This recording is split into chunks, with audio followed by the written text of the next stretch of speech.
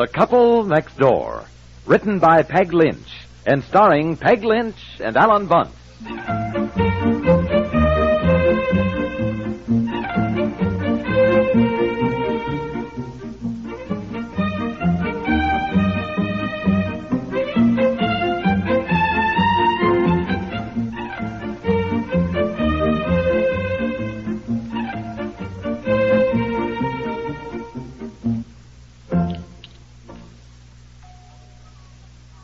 Pour another cup of coffee for Barbara, will you, while I see who's at the door? Hello? Mrs. Piper? Yes? I don't suppose Mr. Piper happens to be home. Why, no, he's not. He's still at his office. Well, I didn't actually expect to find him home, but this is the only address I had, and just on the off chance I came directly here from the airport. Well, he's still at the office. I can give you that address. Thank you. I would like to see him today if possible. My name is Fraser. I represent McLaren Publications, and I was asked to get an interview with Mr. Piper. You represent what? McLaren Publications, New York. We're very much interested in the story we bought from your husband, his experience in almost capturing an abominable snowman. Yes. Well, Yes, well, with the country of Tibet very much in the news these past few weeks and the revived interest in the abominable snowman legends, the editor has asked me to get a personal interview. Yes. Well, I wrote Mr. Piper a brief note saying I'd be in town this week, and he answered saying he'd expect me. So I think it'll be all right if I just drop in at his office. So if I can have the address... Cranshaw and Company, 3rd floor, First National Bank building. Thank you very much. I hope I didn't bother you. No, I did. Well, goodbye. Thank you again. Driver, take me downtown to the First National Bank building. Aunt Effie! Oh, my goodness, what is it? You're sitting down. Your face is just white.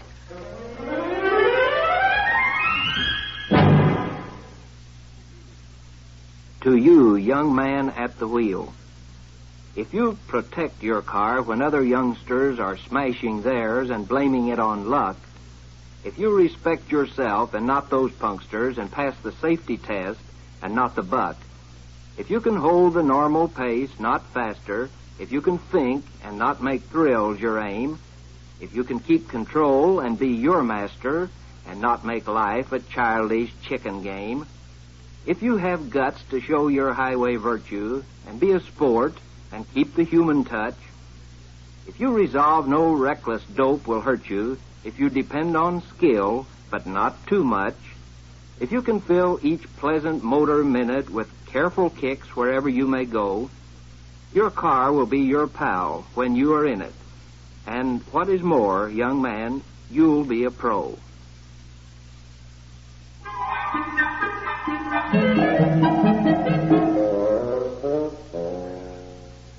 Now, dear, calm down. I can't even understand you. This man, Fraser something, was at the door, represents McLaren Publications. Oh, my heavens. Well, I don't like to butt in on something that may be none of my business, but what in the world are you both in such a tizzy about? Oh, Barbara. Aunt Effie and I did something just awful. Well, it isn't so awful. And at the time, we thought it was very funny. Well, it isn't funny now. What did you both do? Oh, Aunt Effie and I were entering all sorts of contests, hoping I'd win some money toward my trip to Europe this summer. One of them was a short story contest, the greatest adventure of my life, you know, for one of these pulp magazines. Now, listen, dear, instead of explaining all that now, you'd better get on the phone and call his office. Yes. Explain before the man gets Yes, there. Dear, you tell Barbara. Oh, it's all so awful. Well, it's very simple. Honestly, well, that Mr. Fraser said, we're interested in the story Mr. Piper wrote about almost capturing an abominable snowman. Really, I just wanted to I must say I can't make head nor tail of all this. You mean he didn't write such a story? No, we did.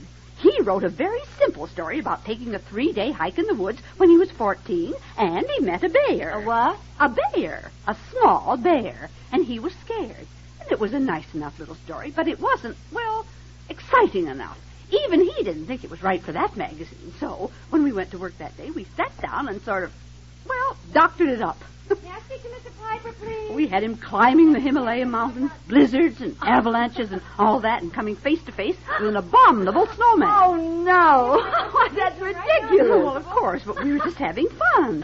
We never dreamt anything would come of it, but they bought it for $200. And he thinks it's his story that they bought. You mean you never told him? We didn't dare. When we started to tell him, we made a few changes. He was just furious that we'd tampered with his writing. But I'm expecting back. Oh. Yes, well, have him call home at once, then, if you will. Thank you. He's not in his office.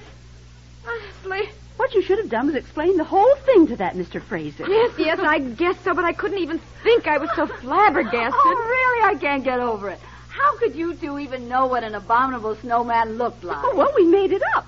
He was covered with fur. We even had him flying, didn't we? Wing-like arms, I think we said.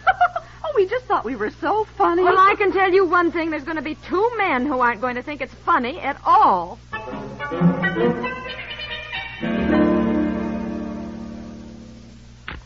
Well, come in. Sit down, Mr. Fraser. I'm sorry to keep you waiting. I've been out of the office all afternoon. Oh, that's all right, Mr. Piper. I didn't mind waiting at all as long as I could get my interview today. My schedule got a little bollocksed up, so I would like to catch the late plane out this evening. Well, I'm at your service. Oh, just a minute. I'll cut off my calls here. Oh, Miss Perkins, if I get any calls, just take a message. Say I'm in conference. My wife? Oh, well, I'll call her later. It can't be that important. Okay. Now then, what can I do for you, Mr. Fraser? Well, first of all, I want to say that the editor, Mr. Fitzgerald, was fascinated with the story you submitted to our adventure magazine. Oh, well, I was fascinated with the $200 check. Yes. I used to do some writing back in college, and for years I wanted to try my hand at it again, so needless to say, I was very pleased that this was accepted. Mm-hmm. Well, you don't mind if I take this interview down in a portable tape recorder, do you? With your permission, we may use it in a true adventure series we have at a local station back there. Oh, well, no, not at all, not at all. I'm very flattered. Must say I'm a little surprised at all this interest in my, well, rather simple story. Oh, no, you're a very modest man, Mr. Piper. Well, there, I guess we're all set. Now, don't let this little microphone confuse you. Just pretend it's not there. Just speak naturally. Oh, yes, sure. What would you like to know? Well, now, first of all, your encounter with this animal, I guess that's what one would say it is, Well, yes, I'd certainly say a bear was an animal. It looked like a bear? Well, yes. That's very interesting. It looked like a bear. Well, yes, I certainly think I know a bear when I see one. Of course. But let's not forget that from other adventurous men who have had these experiences, there have been some conflicting reports. For example, in this very section of the mountains that you wrote about, when footprints have been seen in the snow, eyewitness accounts have said those footprints appeared to resemble more those of a large monkey. Oh, is that so? Mm-hmm. Well, I don't know anything about that. No, I didn't see any footprints. No footprints? Oh, no, because I was there in the summertime. I see. Well, I guess I just imagined that when you get up that high, the weather's pretty much the same all the year around. Could you see Mount Everest from where you were? See Mount Everest? From Colorado? Colorado? Weren't you in the Himalayas? The Himalayas? No. You were in Colorado? Yes. This experience of yours happened in Colorado? Yes, and look here. This is fantastic, absolutely fantastic. You see, I actually never read your story. The editor just told me about it, and I naturally assumed you were in the Himalayas. Oh, no. I was in Colorado. I was 14 years old, and I happened to be visiting my aunt and uncle at the time. I just went off by myself for a 3-day hike. Yes, and as I understand it, you lay down to rest, you fell asleep, and suddenly you woke up, and there he was, not 6 feet away. Well, yes, I was a bit taken aback, to say the least. My Lord, man, I should think so. What did you do? Well, I just didn't do anything for a minute. I just lay there, sort of wondering what to do, you know. I didn't have any gun, you see. My gosh, and your very first impression. Well, what did you think it looked like? Well, it looked like a bear, what I said before. A bear. And I suppose it wasn't until he lifted his wings and flew off that you realized it was not a bear. My Lord, man, what a terrifying experience. Now, tell me... Wait a minute. What do you mean, lifted his wings? Well, how did you describe it? Now, let me see my notes here. Oh, yes. About 10 feet tall, covered with fur and with wing-like arms. Well, Yes, I'm surprised you kept your sanity. Why, that's enough to drive a man crazy to see a bear suddenly lift his arms and fly off, isn't it? Well, apparently just thinking about it's enough to drive a man crazy because one of us is. Well, may I ask what in Sam Hill you're talking about, Mr. Fraser?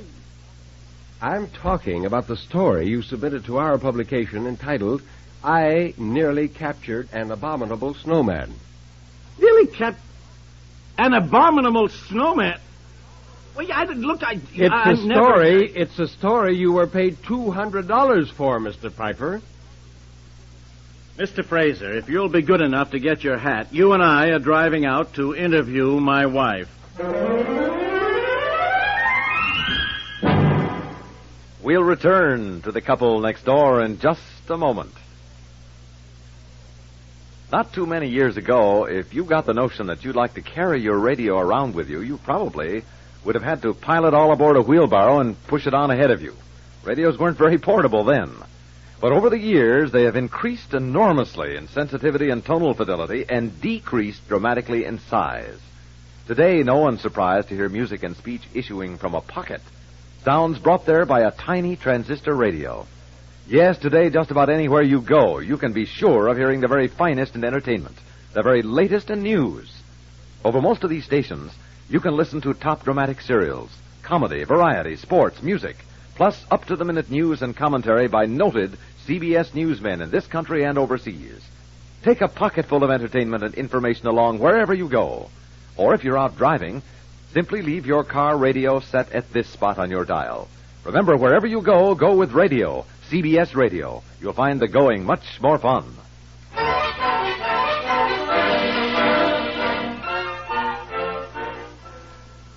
We tried to tell you about it, but you were so mad when I even started to tell you we'd made a few changes in your story. A few? From taking a hike in the woods and meeting a bear to climbing the Himalayas and meeting an abominable snowman? That's making a few changes? Well, we're only having fun. We never dreamt anything would come of it.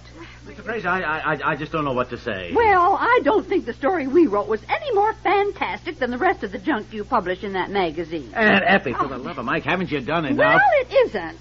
Or one of them was I Saw a Live Dinosaur. You can't tell me that wasn't made up, Mr. Fraser. Well, naturally, we can't check completely on the veracity of all the stories submitted. We can only hope that the writers are, Mr.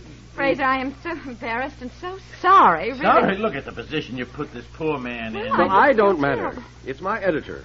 He's going to blow his stack. He just had an unfortunate experience with a white goddess who turned out to come from Brooklyn. And now when he hears he's been taken in by something else, and the magazine with your story in it has already gone to press. Well, look, my gosh, I'll pay the money back anyhow. No. Yes. Forget it. Just forget the whole thing. I won't even say I saw you. You said you were going abroad this summer, so I'll just say, Mr. Piper's on his way to Europe. Oh, yes, sit down, Mr. Fraser. Here, Mr. Fraser. In fact, stay for dinner, Mr. Fraser. We have plenty. Yes. Your plane doesn't go till 9 o'clock. Yes, the least we can do is feed him. Okay, look, you two abominable snow women, go on out there and get things on the table. Go on now. Oh, boy. Well, all I can say, Mr. Piper, you may not climb the Himalayas, but you certainly seem to live an interesting life. Oh, yes. Let's say I live dangerously.